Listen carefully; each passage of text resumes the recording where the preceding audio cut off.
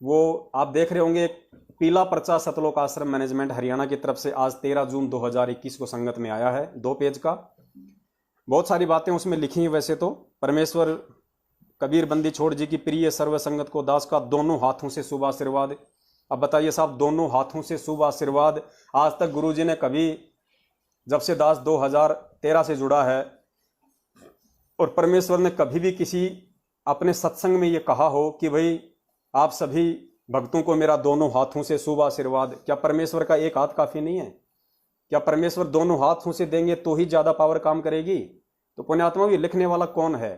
ये क्यों ज्ञान विरुद्ध इस तरह की बातें लिख रहे हैं? संगत को बरगलाने के लिए, संगत को भावुक करने के लिए, संगत को भ्रमित करने के लिए कि दोनों हाथों से आशीर्वाद। अब दोनों हाथों से कोई ज्यादा आशीर्वाद हो जाएगा क्या पुण्यात्माओं? परमेश्वर कबीर जी का आप सबकी भावना श्रद्धा अपने चरणों में सुदृढ़ करे। आप स्मरण सेवा दान करके काल लोक नरक में स्थान दुखालय से निकलकर अपने पिताजी के घर चले जाओ, सदा सुखी रहो। बहुत सारी ऐसी बातें लिखी हैं जो गुरुजी अक्सर अपने सत्संगों में बोलते रहते हैं। मेन जो मुद्दा है वो दूसरा पेज है, और दूसरे पेज पे नीचे लिखा हुआ है कि सर्व संगत से निवेदन है कि दिल खोलकर दान करो। आहा, बिल्कुल, दिल खोलकर दान करो, खूब रमेगा जंग जब मिल बैठेंगे मैं आप और सतलोक आश्रम मैनेजमेंट हरियाणा। सर्व संगत से निवेदन है कि दिल खोलकर दान करो, जैसा हो सके करो। लो प्लास्टिक, बर्तन, भांडे, कांच, टूटा फूटा, बच्चों की किताबें, पेंसिल, कुछ भी बेच बाच के इनको दो। इसका मतलब यह है कि जैसा कर सको वैसा करो। यही हुआ। अगर पैसे का दान चाहिए जब तो बोल देते भैया पैसा दो, अब कहते हैं जो कर सको सो करो, जो कर सको सो करो, यानी कुछ भी बेच के दो। सर्व संगत से निवेदन है दिल खोलकर दान करो, जैसा हो सके करो। दान को उस स्थान पर करना है जहां पर आपको निर्देश दिया जाए। तो देखो, हमें तो गुरुदेव ने जो सत्संग किए हैं 27 वर्षों से, और सन 2014 बरवाला कांड से पहले यही आदेश दिया था गुरुदेव ने कि गुरु बिन माला फेरते, गुरु बिन देते दान, गुरु बिन दोनों बेकार है, चाहे पूछो वेद पुराण। तो हमें तो गुरु जी ने दान देने से किसी भी सतलोक आश्रम मैनेजमेंट हरियाणा को मना किया है। गुरु ने केवल अपने को ही दान देने के लिए कहा है, और कहा है कि गुरु बिन दान पुण्य जो कर ही मिथ्या होई कबू न फली। तो हम तो अपने गुरु के आदेश पे चलेंगे भाई, हम इस आदेश पे नहीं चलेंगे। उस स्थान पे दान करो जहां आपको निर्देश दिया जाए। यदि लॉकडाउन के कारण निश्चित स्थान पर नहीं जा सको, निश्चित स्थान कौन से? इनके फर्जी आश्रम दिल्ली, मुंडका, सिंहपुरा, भिवानी, जिंद, या जितने भी ये जो फर्जी नामदान केंद्र इन्होंने गुरुजी की आड़ में खोल रखे हैं जगह जगह धर्म को धंधा बनाते हुए, ये हैं इनके निश्चित स्थान। तो कह रहे हैं यदि लॉकडाउन के कारण निश्चित स्थान पर नहीं जा सको तो दान लिखवा दो, दान लिखवा दो। यानी इन्होंने सत्सेवकों की कॉपी करना शुरू कर दिया। जैसे परमेश्वर हम सत्सेवकों को निमित्त बनवा के ये कह रहे हैं कि भैया पैसा अपने पास रखो, जब गुरुजी आए तो देना है, लेकिन आप अपनी एंट्री करवा दो, रजिस्टर में लिखवा दो आप जी अपनी सेवा को। तो वही सेम पैटर्न इन्होंने अपना लिया हमारी कॉपी करके कि अगर लॉकडाउन में कहीं आ जा नहीं पा रहे हो तो लिखवा तो दो, कम से कम हमें ये शांति तो मिल जाए, हमारे मन को थोड़ा तसल्ली तो मिल जाए कि हाँ संगत के पास चूसने के लिए थोड़ा बहुत कुछ और माल मटेरियल बचा हुआ है। यदि लॉकडाउन के कारण निश्चित स्थान पर नहीं जा सको तो दान लिखवा दो, जैसे ही सामान्य स्थिति हो तो जमा करवा दो। तो फिर नीचे लिखा है सिंहपुरा आश्रम रोहतक में 22, 23 और 24 जून 2021 को संत गरीबदास जी महाराज जी की अमृतवाणी का 3 दिन का अखंड पाठ चलेगा। किसी भी भक्तात्मा को रोहतक सिंहपुरा आश्रम में पाठ के समय नहीं आना है। क्यों नहीं आना भाई? अरे जब पाठ चल रहा है परमात्मा।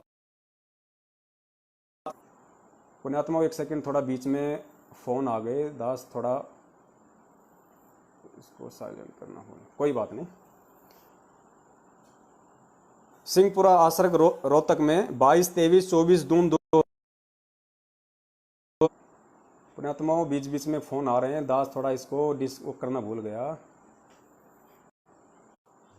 दया परमेश्वर की, फिर से हम कनेक्ट हो गए हैं। दास ने अब उसको एरोप्लेन मोड पे लगा दिया है। सिंहपुरा आश्रम रोहतक में 22, 23, 24 जून 2021 को संत गरीबदास जी महाराज जी की अमृतवाणी का 3 दिन का अखंड पाठ चलेगा।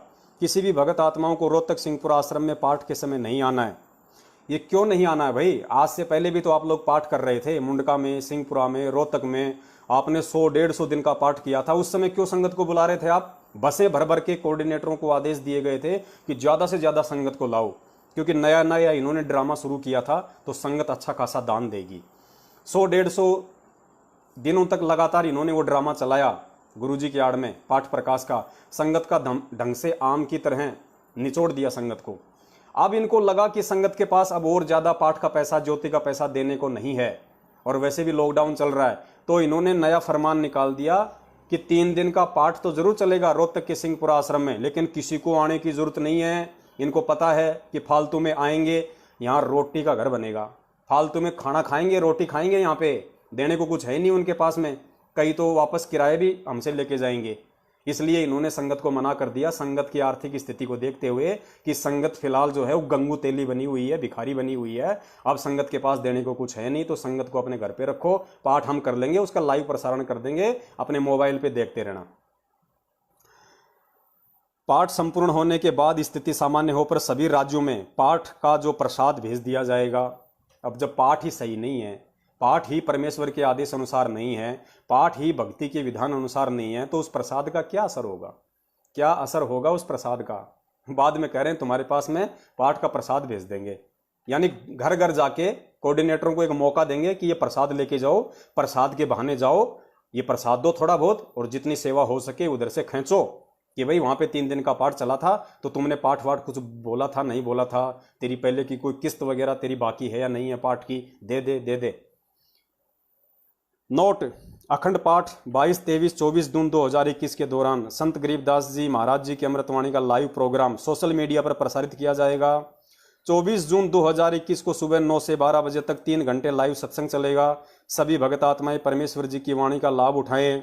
अब 24 जून को कबीर प्रकट दिवस है, इन्होंने कोई जिक्र नहीं किया किसी प्रकार का, पुण्यात्माओं इन्होंने किसी प्रकार का कोई जिक्र आज के संदेश में कबीर प्रकट दिवस का नहीं किया कि मनाना है या नहीं मनाना है, वरना ये लोग 2 महीने पहले ही ड्रामा खड़ा कर देते हैं, क्योंकि इनको अच्छे से पता है कि धरती पे वो कबीर आज साक्षात जिंदा रूप में सतगुरु रामपाल जी महाराज जी के रूप में प्रकट हैं, और सतगुरु देव जी ने सत्सेवकों को निमित्त बना के सैकड़ों की संख्या में वीडियो बनवा दिए हैं कि हमने आज ये महामूर्खता नहीं दर्शानी है, ये अंधता हमने नहीं दर्शानी है। जब वो जिंदा कबीर सतगुरु रामपाल जी महाराज जी के रूप में हमारे सामने साक्षात प्रकट है और 8 सितंबर 1951 को धरती पे प्रकट हो चुका है, तो हम 650 साल पुरानी उसी कबीर की कागज की फोटो का प्रकट दिवस क्यों मनाएं?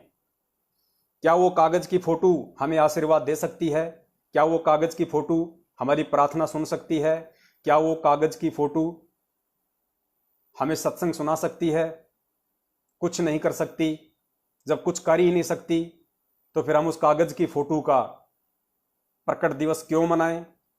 जबकि जिंदा कबीर साक्षात धरती पे प्रकट है संत रामपाल जी महाराज जी के रूप में, तो ये मूर्खता हम क्यों दिखाएं?